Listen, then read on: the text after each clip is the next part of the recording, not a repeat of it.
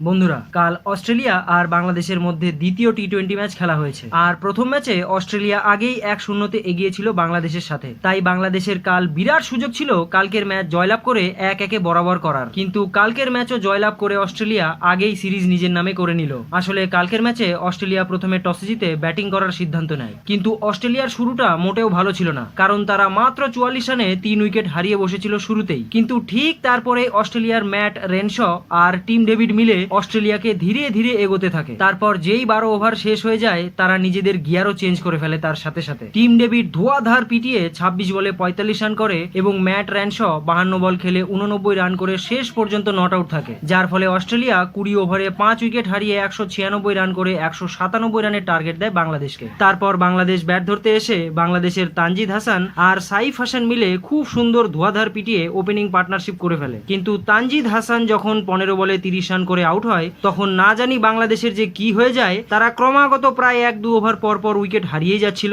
যার ফলে বাংলাদেশের তরফ থেকে কাল কোনো প্লেয়ার ওই মাঠে টিকে থেকে হাফ সেঞ্চুরি করতে পারেনি, যার কারণে বাংলাদেশ 20 ওভারে 6 উইকেট হারিয়ে 189 রান করে মাত্র 7 রানে ম্যাচ হেরে তার সাথে সাথে সিরিজও হেরে যায়।